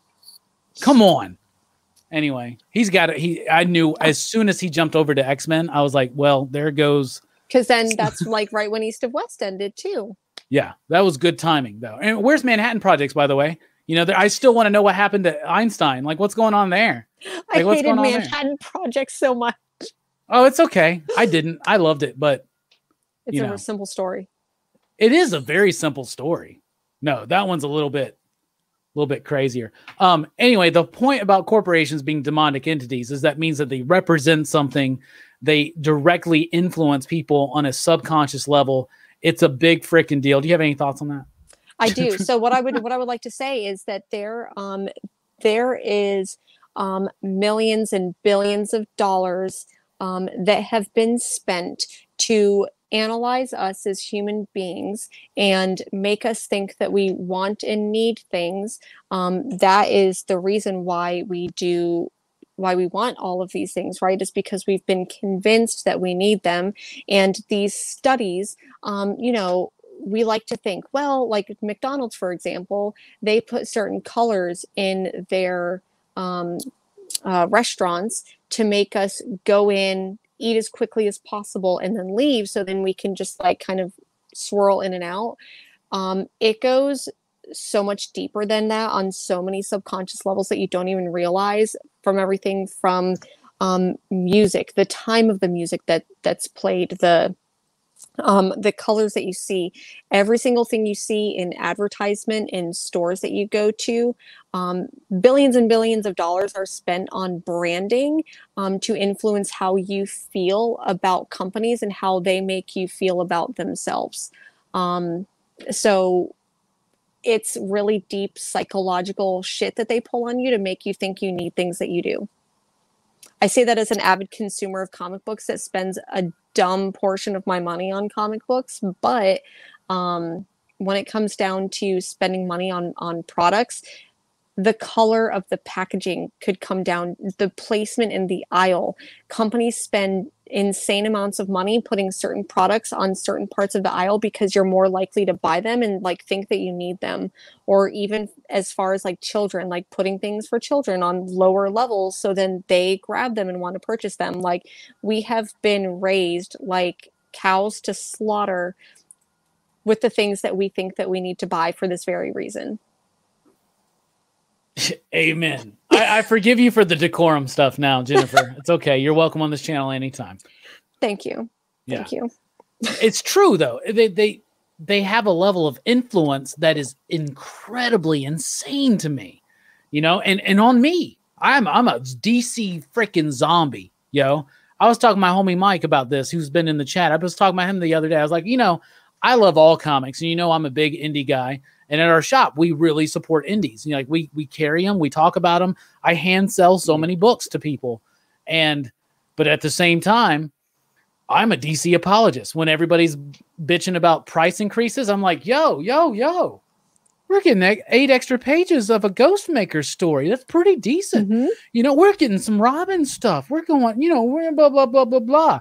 Nobody ever. By the way, Spider-Man was $4.99 this week. Did you guys notice that? Anybody care about that? Oh, but we care about the Batman, right? Anyway, so I get suckered into it. I mean, literally, I want McDonald's fries right now, having talked about the dangers and problems of McDonald's. I want them. Yeah. And I saw that that comic girl said something about the straws being different at McDonald's. Because the air molecules, like the way, and I think that's also, they put like each McDonald's has billions of dollars or millions like in each store put into the way that they do their fountain drinks, because the systems like get cooled, and like, so McDonald's Coke will taste completely different than other, like, I think Burger King has Pepsi, but it's going to taste completely different at another place because McDonald's has a completely different system for their fountain drinks. Yeah, I knew there's something up with that. Yeah. There's something, and there's like crack in it or something too. But yeah. Coke. Yeah. Well, I mean, they own the original formula. Yeah, no kidding. That's why we like it so much. All right, since we're on this Teen Dog Shade stuff, you mentioned that alien abductions were like one of the most scariest things to you. Have you ever had a paranormal, supernatural experience that you'd like to share with us, Jennifer? I honestly, there's not really, like I remember messing around with like Ouija boards and shit when I was younger. I don't necessarily, I wish that I did, so then I feel like I could have an irrational or a rational fear, I guess. I don't have any personal stories that have ever happened to me, but I have read so much about alien abduction that I feel like ghosts don't scare me, serial killers don't scare me, but man, ghosts scare the shit out of me. There was the Fourth Kind that came out a couple years ago. I have not been able to watch that movie since. Like I didn't finish that movie, and I haven't been able to watch it since because like my heart, you can't feel it or hear it because, you know, 3,000 miles, but like my heart is racing just thinking about the Fourth Kind and like thinking about getting abducted and like sliced open and shit. Mm-hmm. I want to be a robot. Like, give me like an android body, and I'm like, I'm here for it. I will be here to be a robot, but make me think about aliens and getting sliced open. I can't do it. Okay. All right. Okay. Do you think that well, first of all, do you think aliens are real? Which seems to be like, yeah, it's most people are like, yeah, in this vast universe, surely, right? Do you think aliens have visited our world? Yes. I think that if you take, I think just probability, yes. Do they look statistically, aliens don't have to look like the aliens that I'm particularly afraid of. Alien life forms could just, you know, we're a carbon-based life form. This could be a different element-based life form that has visited us, and we wouldn't even know. So I think that if you think about that probability, then 100% yes. I also believe that we are probably statistically living in a computer simulation of a big computer simulation. So you think we're in the Matrix? Yes, 1,000%. I think that we are living in a weird matrix that has aliens. Maybe that's what makes it a little bit more delightful. Well, there are some physics that lead to the idea that we live in a holographic projection, that we're just a holographic projection of information on the edge of the universe, that the way that a hologram works, where you have information and then it, you know, the light can make it into something or whatever. Who's the philosopher that said something about the light in the cave?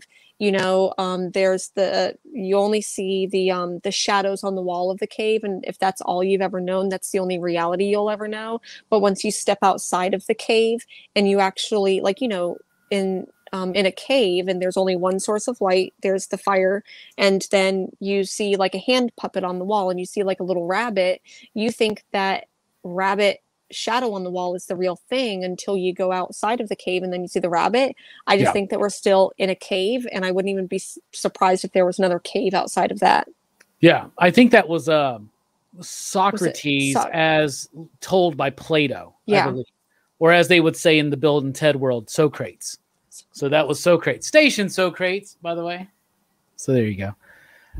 But yeah, I mean, it makes a lot of freaking sense, you know? So it's all about perception. It's all about what we see. And the more you dig into, say, things like quantum mechanics, like the more you understand that reality is more based on probability. And the idea of like a multiverse is very real and very possible. The idea of a holographic universe is very real. And these are things that like wig people out. But I think that's good. Get wigged out, people. Like, go out there and think about how big this universe is. And then think that there's even more. Think about the idea that without the act of observation, particles don't exist as actual particles. That's one of like I think when I started exploring that, like how just observing things changes how they act. Like, I think that was one of the things that like blew my mind open. Yeah, it does. And we need to feel small sometimes, because I think too many people in this world feel too big, you know, and we need to knock them down. We need to knock them down. We all need to have those hits. And that's the thing. If you start putting on the Teen Dog shades every day, if you start doing your meditations, if you start doing your practices, y'all, you're going to see that the world's going to try to knock you down. And sometimes you need to let that happen, because we all need to be shown how humble we actually are in the grandeur of this entire reality that we are perceiving and experiencing. Do you know there's like a recent kind of like conspiracy theory that's come out, and it's like the tapes, the like tapes or the manuscripts. Do you know what I'm talking about? No.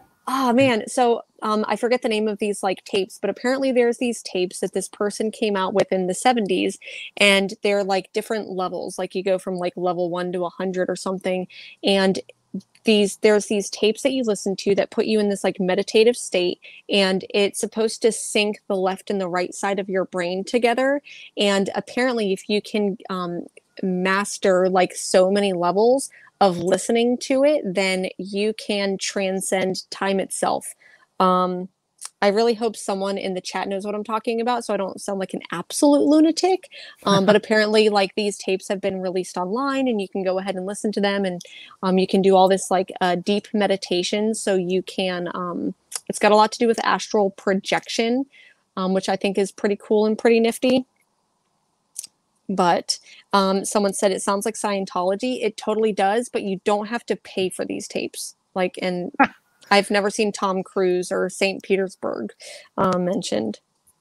Yeah, that's the whole grift on Scientology. They make you pay all these monies. At first, it starts as very simple, like self-help type stuff. Yeah. And then it gets crazier and crazier. Then they tell you about Xenu or whatever. Yeah. And then you're like, what? What did you? There's a lot of skeevy shit about Scientology, yo.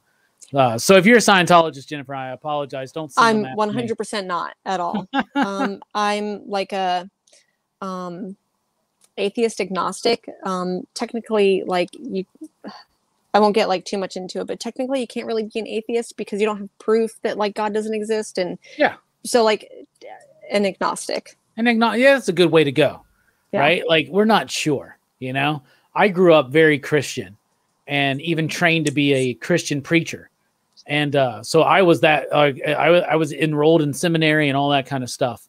And then I had some personal things happen that threw me for a loop. And then I wanted to go and explore some of the other thoughts. And so from Christianity led me into Judaism, which led me into Islam. And then I wanted to go into some Buddhist theory. So I studied Buddhism, a little bit of Hinduism, but not too much. And then that all led me back to a mystic form of Judaism, like Kabbalah and type stuff, which led me into other things. I had a very powerful spiritual experience 6 years ago when I was in the hospital. I almost died from a tooth infection. And I had a very, very powerful spiritual experience there. And then that eventually led me into what some would deem to be the occult. And I studied a lot about Crowley and the Golden Dawn, Israel Regardie. That led me into chaos magic, which tied me back into Grant Morrison, which was something Grant has always been my favorite writer, period. And then I reread The Invisibles with a new light. And then I just went full board into it. Since I'm wearing the shades, I'll say this. I went full board into it, started doing the banishings, the meditations, the middle pillar, the rituals, all that shit. And my life got substantially better. And I devoted more time into pantheistic religions and how they relate to psychological factors. And so I think there's a subjective and an objective idea to these philosophies. And that is directly what led to pop culture philosophers.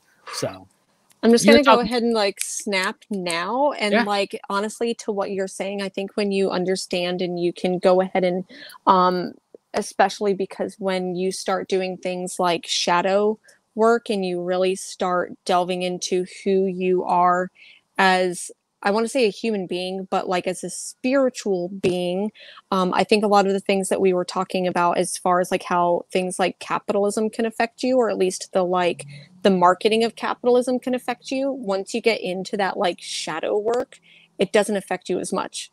And I think like that type of knowledge has been kept from us so much for that very specific reason. Yes. Just remember, everybody, occult just means hidden. And it was hidden for a reason, right? And so, and I had a lot of people, because I had a break from the Christian church, really, to get into these kind of things. And I had a lot of people saying a lot of concerning things for me. And I had to be very careful about what I say, because you don't want, I believe in the power of prayer, right? Like, I believe like if you are a 100% faithful Christian, that will work. Like whatever, I believe that belief is the number one thing. Belief makes it work, right? And like, I could literally do the same things invoking like ancient, you know, deities or archangels or whatever. You could literally just put it with, you could take like the Kabbalistic tree of life, and instead of putting the gods of, say, the Hindu pantheon onto the tree of life, you could put characters from Star Trek, and you could do practical work with that. You could do that. By the way, Spock is very much in the sphere of Hod. He's 100%. A magician. He's the wise communicator. He's very much like a Loki. And that's why people ask me, why does Spock have a sense of humor? Because he does. And it's because the smart communicative entities also are part of that mischief, right? It's all connected. You ever read any Robert Anton Wilson, Jennifer? No. I mean, give me maybe a title, and maybe I have, but well, I would recommend a book called Cosmic Trigger. Cosmic Trigger. Okay. Yeah. I'm typing that down right now. Yeah. And it was written back in the day, so there may be some ideas that are way outdated, but Robert Anton Wilson is a really influential character in mine. If you like Grant Morrison, Robert Anton Wilson is like Grant Morrison of the 60s and 70s. And he wrote a book with Robert Shea called the Illuminatus Trilogy. I haven't read all of it yet, but I have read his Cosmic Trigger series, and he wound up having a series of conversations with beings from the Sirius system. And he documents that in Cosmic Trigger. And he did that because he was taking LSD, I believe, and he did the ritual of the Holy Guardian Angel, which is to basically to contact your higher self, your true purpose, you know, and that's freaking awesome. This has been a great conversation. This has been so good. I didn't even know that you were like into more of this kind of stuff, and that's super freaking cool. Shadow work is very important and stuff like that. So you know, sorry, you mentioned Star Trek, and I am so much more of like a Trekker than anything else, and I'm so glad I wore this. I'd have to shout this band out, Stovacor, which is the Klingon like Valhalla, and Stovacor is a Klingon death metal band that was the last band that I saw before shutdown. So I have to shout out Stovacor. Nice. If anyone is into Klingons. Mike, you know I'm into the Damien Eccles stuff, man. You know I'm into that. Comic Toby with another super chat. Thank you. Says, I believe you need another drink, dude. I don't know if I do, but you know. I've had experiences, and I'm gonna say what Grant Morrison says. This is what I'm gonna say. Yeah, I don't want you to believe me. I want you, like, if you're interested, do the work and see if it works. Like I put everybody. I made a challenge on the last Rockin Robbie Live, Teen Dog Shades night. I just said, do the meditation for 5 to 10 minutes a day for a month, and then let me know if anything has changed. You know, So when I was younger, and definitely like in middle school, high school, I definitely strayed away from it, but I studied like a lot of like pagan religions. And one of my favorite authors was Starhawk. And I forget which book Starhawk did. The line that spoke out to me the most, and I think that this kind of blends in this conversation now, is, and I'm paraphrasing this quote, and it's something like, if what you believe doesn't come from a book, but comes from what you observe in nature, there is no conflict between science and religion. And I know that we're talking like, it's like anti-religious, but, or like anti maybe dogmatic or whatever. But I feel like that is like my religious belief, I guess, is there is no conflict between science and religion if you observe what you believe. Nice. I'll end this portion of the show with a quote from Aleister Crowley. Aleister, life can be good, but it can be better. Do you wish it? Anyway, this is some 1984 Wonder Woman jokes that we like to do. Because that's like the funniest bad comic book movie I've ever seen. But he says, we place no reliance on virgin or pigeon. Our method is science. Our aim is religion. Ooh. Station. So there you go. There you go. All right. Enough of the teen dog shades, because we don't want to ostracize too many people. Yeah, there's still 56 people in the chat who were like, I don't know what the fuck I just walked into, but like I saw someone mention popcorn, so like, yeah, right. If so, longtime members of the PCP Army, they were like, yeah, we know what's going on. We good. We see this all the time. Robbie gets deep sometimes. I try to. I don't get deep. I just love this shit, Jennifer. I was super cool that you're into it, because usually I ask people and they're like imagine this conversation with Bueller. Just imagine, okay? No, Bueller, by the way, believes heavily in Bigfoot and aliens. I think that 100% Bigfoot's out there. I mean, he's well, is he an Oregon native? He lives here in Oregon. I don't know if he was born here, but you gotta believe in Bigfoot if you're out here in Oregon. You got to. If I was out there with you guys, I would be out Bigfoot hunting almost every night. And oh yeah, Bueller's had some crazy experiences with like cars like going dead and all kinds of stuff. People love the teen dog shades here. I love it, PCP Army. You're worth it. You're worth it. All right. Jennifer, what's coming up in comic books that you're looking forward to? Ooh, you mentioned probably one of the things that I am most excited about, and the Many Deaths of Layla Starr by Ram V. I am super, super pumped for that.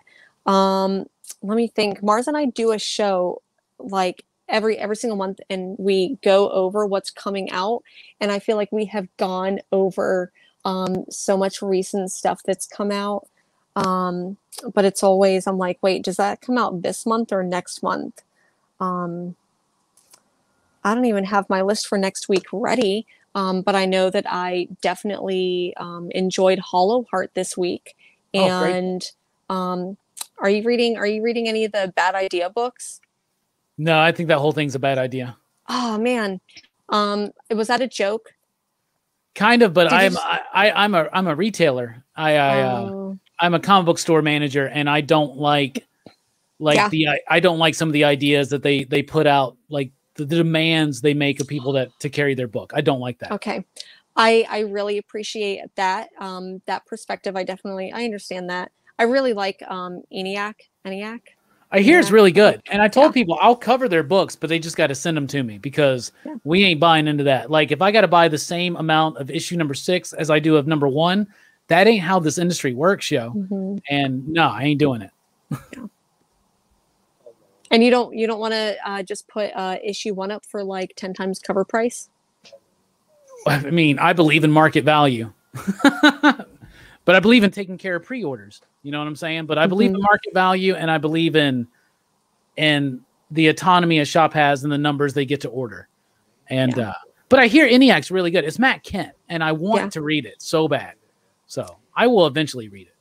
Yeah, he's been doing some good stuff. I think Fear Case came out this week. That's one of the. There's like 4 books that I haven't read from this week, and Fear Case is one of them.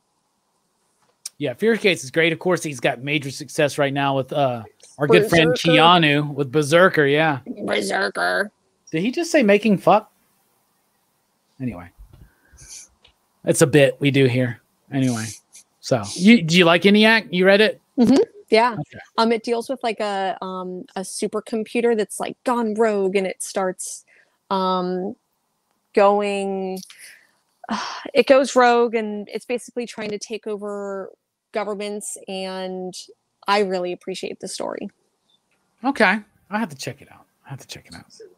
Fear Case is really good. The new issue is really, really solid. While we're talking about Matt Kent, have you read Crimson Flower? I read the first issue. I didn't quite get into it, so I didn't read any more.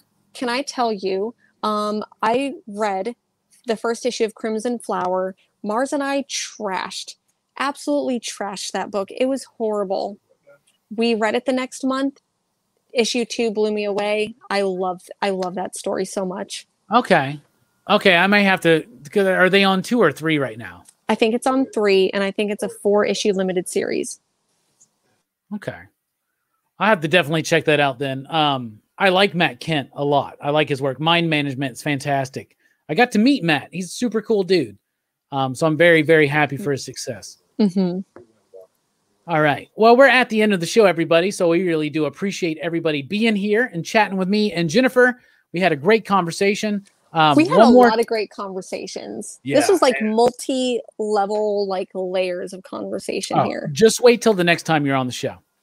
Yeah. And if you're ever down to do a movie review or anything, we can do that too. Done. 100%. Especially when Evangelion comes out. We got to do a whole show about that. You know it. We got to do it. So one more time, tell everybody about your channel and where to find you and what you got coming up. So you can find me every Sunday. Comics Will Break Your Heart. I do a show with my friend Mars. I'm not sure if she's still in the chat, but we talk about everything from new comic books that are coming out this week. We go over what's coming out, like what was released in previews. We talk about industry news. We also give a review of things that came out the previous month. So you can find me there on my channel. You can also find me hanging out with Hero and the Kid Friday evenings.